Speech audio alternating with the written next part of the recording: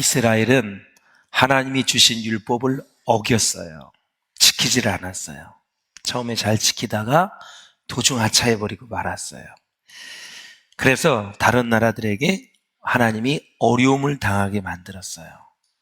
그래서 조공도 바쳐야 되고, 그 다음에 수확한 모든 농산물을 다 빼앗겼어요. 경제적으로 어려웠어요. 사람이 경제적으로 어려우면 자꾸 짜증을 많이 내는 게 사람이에요. 왜? 써야 할 것을 못 쓰기 때문에. 경제적인 생활이라는 것은 마음의 욕구를 얘기하는 거거든요. 내가 이 컵을 사고 싶다. 그러면 이 마음의 욕구가 생긴 거예요. 참 이쁘다. 근데 이제 물질이 없으면 못 사잖아요. 그리고 필요한 것이 있고 필요하지 않는 것들이 있는데 아무튼 간에 내가 이 욕구를 채우지 못하면 그때부터 사람은 자꾸 짜증을 내는 거예요. 짜증을. 만족을 하지 못하는 거죠. 그러면 우리의 마음이 만족을 하지 못하면 우리의 영에 영향을 미치는 거예요. 하나님을 사모하고 기도하고 싶은 마음, 말씀을 읽고 싶은 마음, 하나님의 일을 하고 싶은 마음이 전부 다 이게 다 주저앉아요. 마음이 가라앉게 되는 거예요. 그 영과 이 정신은 아주 긴밀한 관계가 있는 거예요. 몸이 너무 아파도 영적으로 힘이 들어요. 그러하기 때문에 영육, 혼이 여러분 다 건강하시기를 주의 이름으로 축원합니다. 자, 우리가 신앙생활을 하면서 이제 가장 무서운 것이 여러 가지가 있어요. 그 중에 이제 종교적 위선이라는 게 있어요.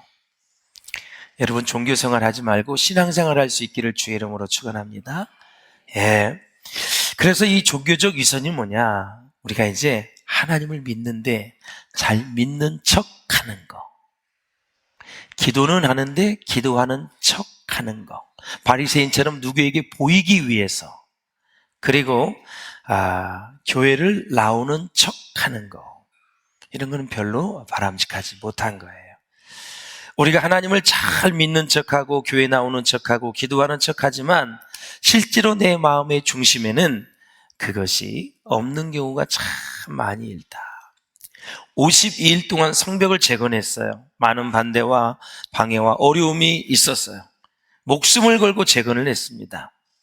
처음에는 기쁨이 충만했는데 얼마 가지 않아서 영적인 허정함을 느끼는 거예요. 야, 우리가 이제 말씀을 드렸지만 52일 동안 직장도 안 가고 그렇게 경제적으로 어려운 때에 헌신을 해가면서 52일 동안 집중적으로 재건을 했는데 영적으로 마음속에 허전한 거예요. 허전한 거예요. 무엇으로 그것을 채울 수 있을까? 영적인 목마름이 다가오기 시작했어요. 갈급함이 다가오기 시작했어요. 우리는 영적인 존재이기 때문에 영이 만족하지 않으면 세상에 무엇을 다 갖다 주어도 우리는 허전한 거예요. 세상에 어떤 것을 다 가지고 채워도 허전한 거예요. 그게 궁금한 분 해보세요. 예, 안 되게 되어 있어요. 하나님은 사람을 영적인 존재로 만들었어요.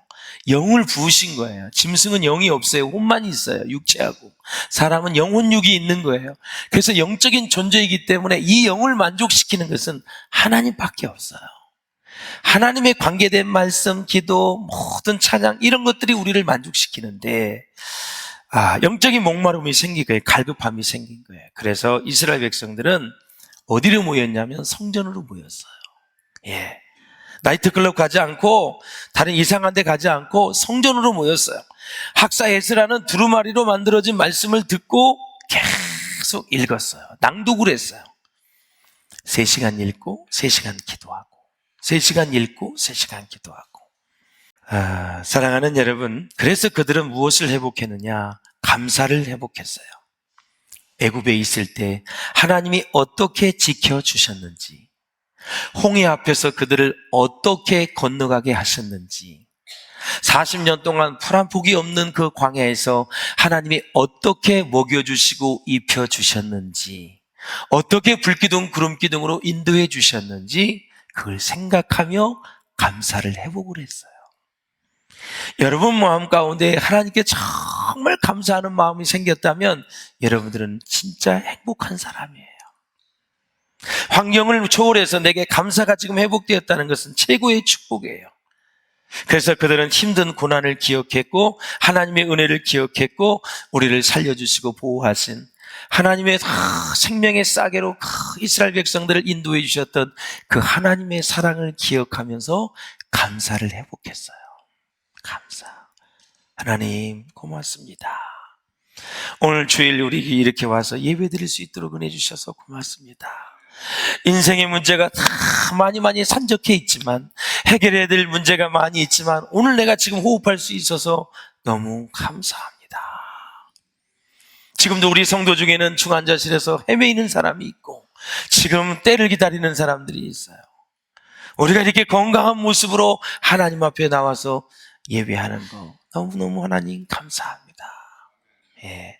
할렐루야. 성경을 초월해서, 상황을 초월해서 감사를 회복하셔야 돼요. 감사. 이스라엘 백성들이 지금 말씀을 듣고 감사를 회복하고, 감사가 나오니까 이제 심령이 회개가 되기 시작하는 거예요. 잘못 살아온 것들이 가슴 아프기 시작한 거예요. 회개란 무엇일까요? 바로 회개란 말씀 앞에서 자기를 돌아보는 거예요. 믿지 않는 사람도 자기를 돌아볼 수 있어요. 중요한 것은 말씀 앞에서 돌아보셔야 돼요. 그러면 적나라하게 내 심령과 내 마음을 다 볼 수가 있어요. 그래서 돌이키는 거예요.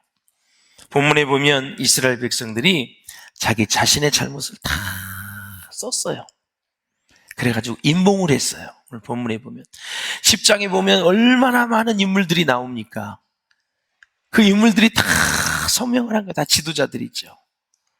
레이지파도 있고, 제사장도 있고, 느헤미야도 있고, 모든 일을 하는 사람도 있고, 각종 직업을 가진 모든 사람들이 하나님 앞에 다 서명을 했어요. 우리는 죄의 본성을 가지고 있어요. 죄의 기질을 가지고 있기 때문에 조금만 여유를 주면 그냥 옛날 습관으로 또 돌아갈 수 있다라는 사실이죠. 그래서 그리스도인에게 있어서 진정한 개혁은 무엇이냐? 말씀으로 돌아가는 것입니다. 말씀으로 돌아가는. 예. 말씀을 떠났다 있던 사람이, 그때 그 말씀이 그 말씀이었는데 내가 그렇게 살지를 못했네. 탕자가 오랜 세월 집을 떠날 때는 너무 신바람 났어요. 아버지가 재산을 주어서 먼 나라로 갔어요. 엄청나게 즐겁게 살았어요. 그래도 아버지가 생각이 안 나요. 감사할 줄 몰라요. 양식이 떨어져요. 주염 열매를 먹었어요. 주염 열매는 돼지가 먹는 거예요. 돼지는 유대인들이 가장 싫어하는 동물이에요. 돼지고기 안 먹어요, 유대인들은. 근데 돼지가 먹는 주염 열매, 근데 그게 떨어졌어요. 그것도 없어요. 너무 배가 고파요. 하루는 참을 수 있었는데 이틀째 되니까 이제는 너무 배가 고파서 눈이 좀 이상해져. 3일째 되니까 무엇인지 다 닥치는 대로 먹고 싶은 거예요. 그런데 아무것도 먹을 게 없어요. 그러다가 그제서야 아버지가 생각이 나는 거예요. 이게 사람이에요. 이스라엘 백성들이 성벽을 재건하고 나서 이제 감사를 회복했어요. 하나님, 나라도 다 나라 조국을 잊어버리고 나라도 다 빼앗기고 70년 동안 포로 생활에서 돌아와서 성벽을 재건한 거예요. 감격이 다르죠. 감회가 다르지. 다시 조국에 돌아와서 그들이 여호와 앞에 신앙을 회복하고 있다니 얼마나 큰 축복이에요. 이제는 모든 재산이나 이 먹고 사는 게 바닥이지만 기쁨은 최고였어요. 최고였어요. 그저 하루하루 사는 것이 하나님의 은혜라고 고백을 하는 거예요. 그래서 에스겔 선지자가 계속 말씀을 선포하는 거예요. 백성들이 살아나는 모습을 보았어요. 즐거움과 행복과 감사가 막 회복되는 것을 봤어요. 얼마나 보람이 있었을까요, 여러분? 13명이 같이 낭독을 해서 에스겔 선지자 혼자 한 것이 아니라 13명이 교대를 하면서 말씀을 낭독을 했다라는 거죠. 사랑하는 여러분, 오늘 저는 이제 이 말씀에 돌아가는 것이 무엇인가를 제가 4가지를 말씀을 드리고 좀 같이 은혜를 나누려고 그래요. 이 느헤미야의 개혁 정신과 외침은 바로 말씀으로 돌아가자는 것입니다. 그러면 말씀으로 돌아가면 만사형통하고 아무 문제도 없는 그런 인생일까요? 그렇지 않습니다. 정말 말씀대로 사는 것은 어려운 일입니다. 말씀대로 살면 불편해질 수도 있습니다. 누가 그랬잖아요. 가난은 불행한 것이 아니라 좀 불편한 것이다. 지금 에어컨이 없는 데는 불편해요. 덥기 때문에. 그러나 그걸 보고 불행하다고 얘기하지 않아요. 그 사람 안에 만에 예수가 있다면, 그 사람 안에 하나님이 있다면, 그 사람 안에 하나님의 말씀이 있다면 불행한 인생이 아니죠. 불편한 거죠. 하나님의 말씀대로 살면 불편한 것이 많이 있을 수 있습니다. 그러나 그 길이 최고의 인생의 생명의 길이고 은혜의 길이고 축복의 길이다라는 사실이죠. 우리 부모님들이 자손들에게 믿음의 본을 보일 수 있기를 주님의 이름으로 축원을 드립니다. 그래서 백성들이 서약을 했습니다. 이방인들과 결혼하지 않겠다. 이방인들이 섬기는 그 우상을 섬기지 않겠다는 고백이거든요. 지금은 사도 바울이 믿지 않는 자와 몽의를 같이 하지 말라 그랬어요. 기왕이면 예수 믿는 사람들과 결혼을 하고 기왕이면 신자들과 결혼하는 게 하나님의 뜻이에요. 어쩔 수 없이 결혼했다면 최선을 다해서 전도하십시오. 그리고 하나님의 가족으로 만드십시오. 그리고 주위 사람들에게 중보기도를 요청하십시오.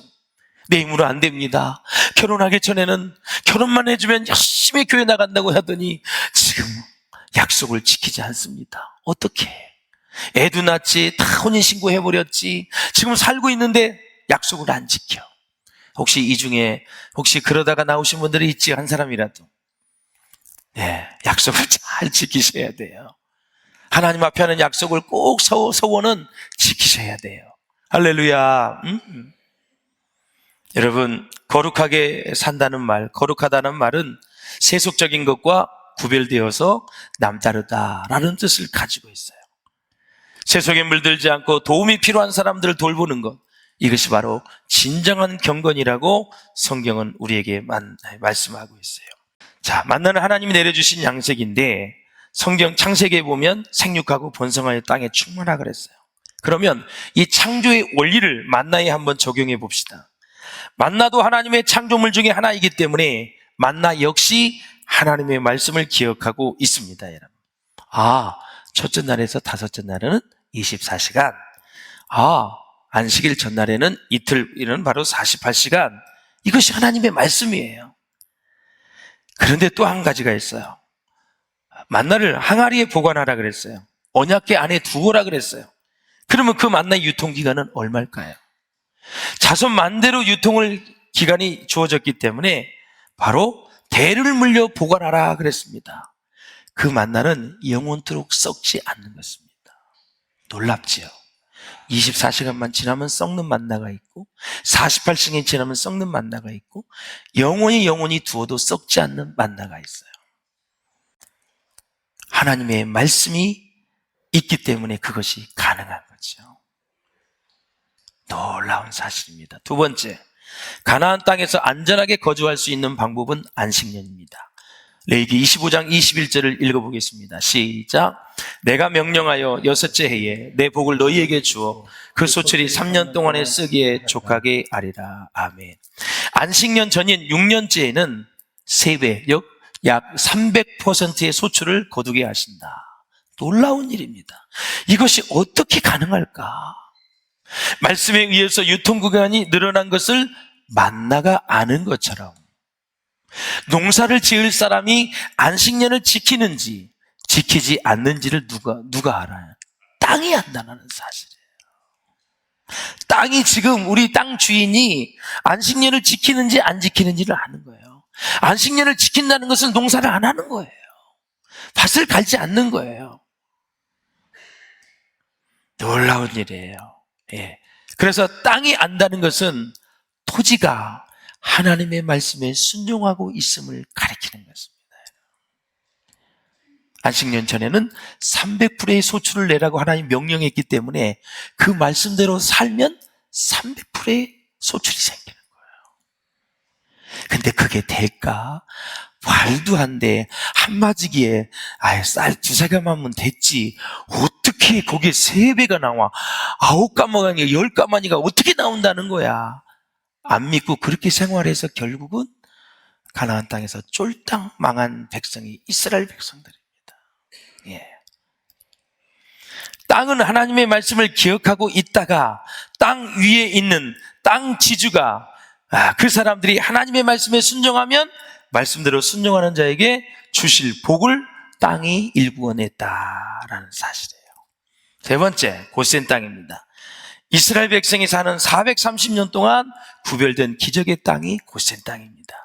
출애굽 작전이 시작이 되면서 물이 피가 되는 기적을 포함해서 10가지의 재앙이 나왔는데 고센 땅은 하나님이 특별 대우를 해주셨어요. 흑암의 재앙도 피하게 하셨고 또 문설 인주에 어린 양의 피를 바르면 죽음의 사자가 다 그냥 지나가서 장자가 다 살아났어요. 그렇다면 무엇이 애굽과 애굽에 속한 고센 땅을 구별을 했냐라는 거죠. 그것은 바로 너무나 쉽습니다.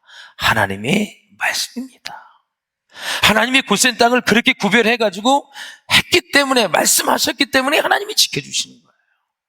그 말씀을 믿으면 그 말씀이 그대로 이루어지는 거예요. 할렐루야. 아주 중요한 거예요. 가나안 땅을 보십시오. 마지막, 하나님의 입장에서 보면 가나안 땅에 살던 7 족속의 제약이 가득 찰 때까지 하나님이 기다리셨어요. 왜냐하면 하나님이 공의의 하나님이시기 때문에. 이스라엘 백성들을 가나안 땅에 집어넣어야 되는데 가나안 땅에 살고 있는 죄악이 관영하지 않았다, 꽉 차지 않았다, 하나님 보시기에 꽉 차지 않았는데 그를 집어넣으려고 하니 기다려야 되는 거죠. 여기서 우리가 이제 볼 수 있는 게 있어요. 자, 가나안 땅의 주인이 7 족속에서 이스라엘 백성으로 바뀌었잖아요. 그런데 가나안 땅은요, 하나님의 언약 백성인 이스라엘 백성들이 하나님의 말씀에 순종할 때만 비로소 적과 꿀이 흐르는 동력이 나타나는 기적의 땅이 된 것이다. 땅은 다 순종할 준비가 되어 있어요. 이스라엘 백성들에게 적과 꿀이 흐르는 땅으로 만들기 위해서 다 준비가 되어 있어. 그런데 가장 중요한, 이스라엘 백성들이 하나님의 말씀에 순종하지 않기 때문에 땅이 효력을 발생하지 않는 거예요. 놀라운 진리예요. 땅도 하나님의 말씀에 순종해요. 땅 위에 사는 인간이 순종하지 않으면 하나님은 역사를 일으키실 수 없다라는 거죠. 그러면 고센 땅과 가나안 땅의 공통점은 무엇일까요? 바로 임마누엘, 하나님께서 함께 하신 정말 땅인데, 그러면 하나님께서 함께 하시는 곳에는 어떤 일이 일어납니까? 놀라운 또 왕벌 사건이 일어나요. 하나님은 이스라엘 백성들이 가나안 땅에 발을 딛기도 전에 왕벌을 먼저 보내셨어요. 왕벌이 뭔지 아세요? 천사예요. 천사. 천사는 성경에 이렇게 표현되어 있어요. 사자, 천사, 천군, 정사, 권세, 능력, 주관, 일꾼, 사람의 모습으로 참 다채롭게 표현되어 있는 게 천사예요. 왕벌을 먼저 보내주셨어요. 그래서 무슨 일을 했느냐? 여러분, 가나안 땅에 살던 사람이 가나안 족속 7 족속이에요. 그 죄를 짓고 살았기 때문에 땅이 더러워졌어요. 그래서 하나님이 그 이스라엘 백성들이 가나안 땅에 들어가기 직전에 청소를 하는 거예요. 우리가 아파트 입주나 이사를 하면 청소하고 입주하잖아요. 똑같이 가나안 땅을 하나님이 대청소를 하신 거예요. 뭐를 통해서? 천군 천사를 통해서. 천사를 통해서. 어떤 청소를 했냐? 가나안 7 중에서 아직도 남은 자들, 그리고 이스라엘 백성을 피하여 숨은 자까지 다 찾아내서 천사가 다 죽였어요. 그리고 나서 이스라엘 백성들을 가나안 땅에 집어넣어서 거기서 행복하게 살 수 있도록 했어요. 네. 이렇게 하나님은 자상하시고 세밀하시고 믿음의 백성들을 얼마나 하나님이 챙기시는지 이루 말할 수가 없어요. 누구에게만? 하나님의 약속의 말씀을 그대로 믿는 자에게는 하나님이 이렇게 왕벌까지, 천사까지 보내서 하나님이 돌보아 주신다. 여러분들이 미처 모르지만 여러분의 인생길에 방해되는 것들, 정말 장애물들 하나님이 다 알아서 처리해서 지금 여기까지 오신 거야. 안 보인다고 감사하지 않으면 안 돼요. 나는 알 수는 없지만 하나님이 내가 모르는 중에 일하심을 믿습니다. 내가 그래서 여기까지 왔습니다. 그러면서 감사하셔야 된다라는 거죠. 그래서 사람은 네 가지 관리를 잘 하셔야 돼요. 첫째, 믿음 관리를 잘 하셔야 돼요. 믿음. 그래야 오늘 네 가지 기적을 다 맛볼 수 있고, 마음 관리, 생명이 이에서 남이니라, 이 마음 관리를 잘 하셔야 돼요. 속이 너무너무 상하면 영적으로도 힘이 들어요. 혼적인 부분, 정신적인 부분을 잘 관리하라는 얘기예요. 세 번째는 자기 관리를 잘 하셔야 돼요. 기도해야 될 자리에 가서 기도하고, 말씀을 읽을 시간에 말씀을 읽고, 직장에 가서는 성실히 일하고, 그래서 모든 면에서 자기 관리를 잘해야 돼요. 운동도 해서 체력도 좋아지고 건강해져야 돼요. 마지막에 인간 관리를 잘해야 하나님의 축복이 사람을 통해서 주시는 거거든요. 그러니까 사람을 통해서 만족과 행복이 오기 때문에 인간관계, 관계를 잘 하셔야 된다. 자, 사랑하는 여러분, 자, 출애굽기 23장 19절을 한번 같이 읽어보세요. 시작. 내 토지에서 처음 거둔 열매의 가장 좋은 것을 가져다가 너희 하나님 여호와의 전에 드릴지니라.